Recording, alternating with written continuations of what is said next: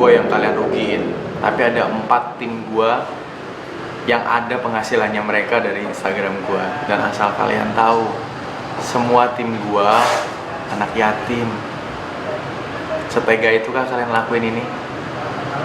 Dan apa yang saya lakukan tidak merugikan kalian loh. Itu aja sih pesan saya. Please, respect lah.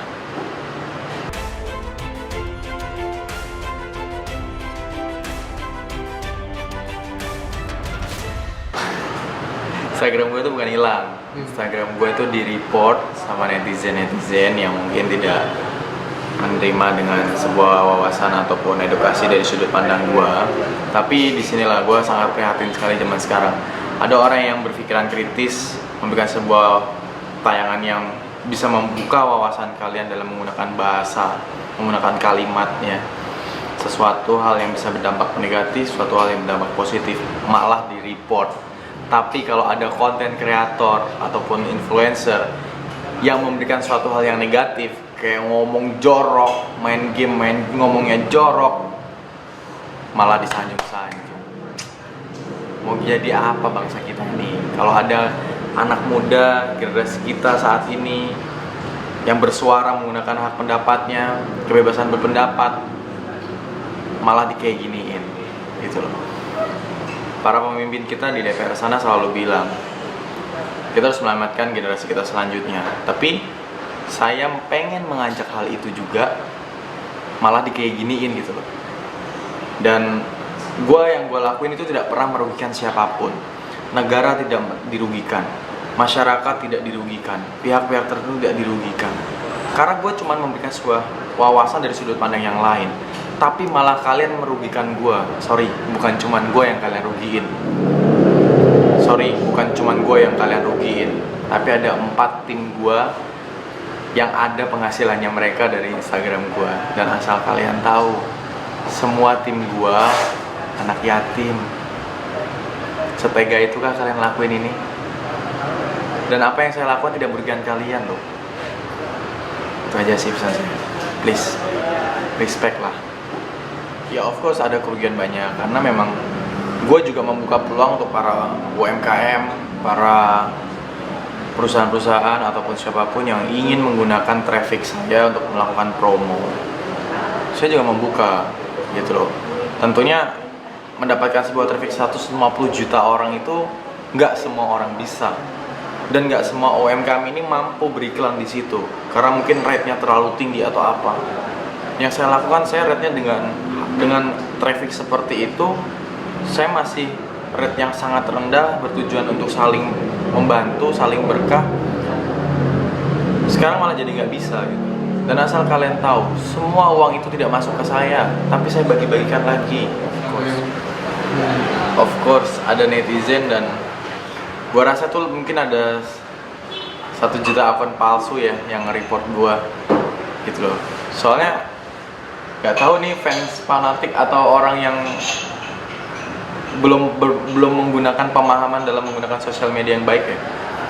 Kan gue nggak pernah ngerugiin mereka, kenapa kalian merugikan gue? Simple. Kayaknya sih antara diarahkan atau tidak diarahkan, buktinya ini ada wujudnya gitu. Tapi juga ada beberapa komentar di situ para centang akun biru yang mungkin kalian tahu malah sengaja mengajak untuk men-take down Instagram saya, ayo kita repost sama-sama gitu.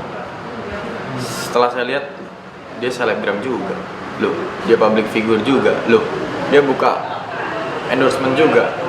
Coba kalau itu dibalik ke kalian gitu, setega itukah? Yang kalian report sama-sama punya KTP Indonesia loh. Kalau nggak percaya nih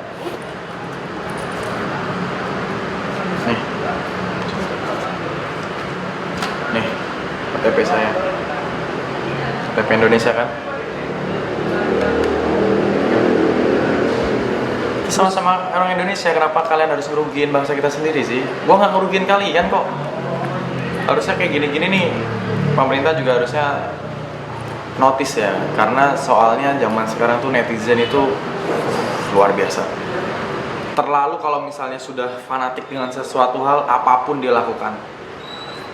Mungkin ya, ini juga menjadi saran buat pemerintah, terutama Dinas Kependidikan, Kemendikbud, cobalah Pak, tambahin mata kuliah atau ya pelajaran bersosial media yang baik dan benar. Kita ajarkan sejak dini lah, mungkin di SD, di SMP atau SMA. Tapi kalau memang itu sudah ada, lebih digencarkan lagi, karena zaman sekarang anak-anak itu lebih dominannya ke sosial media Pak, ke internet. Langkah ke depan gue sih, yang jelas gue semaksimal mungkin tidak akan melaporkan kalian.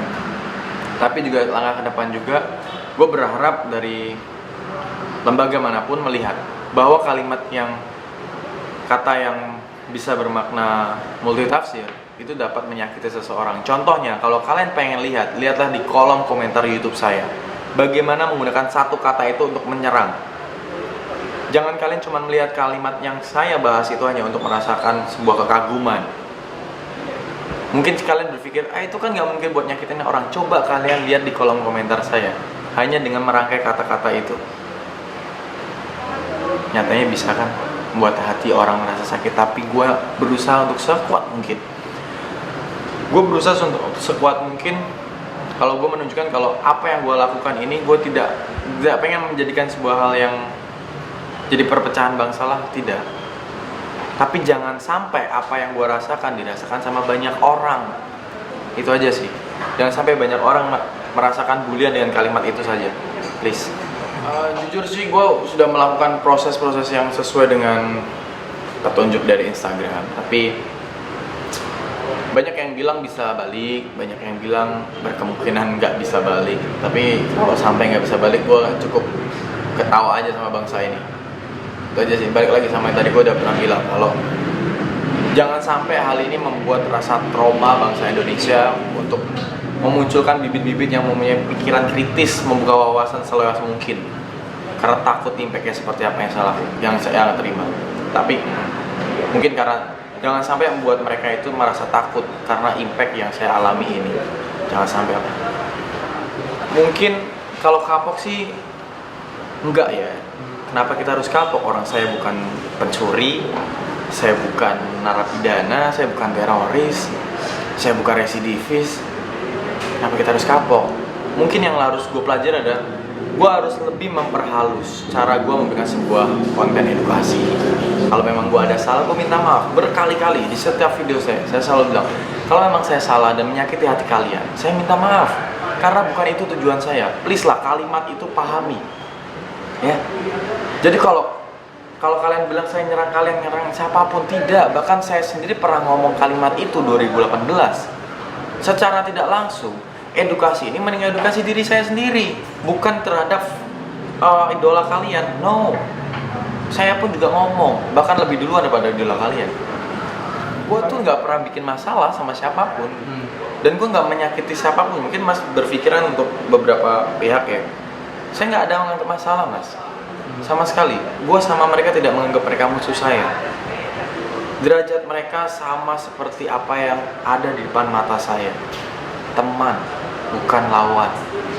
Karena yang saya cari itu bukan sebuah lawan, tapi yang saya cari adalah memberikan sebuah edukasi dan membuka wawasan bukan lawan. Itu aja sih.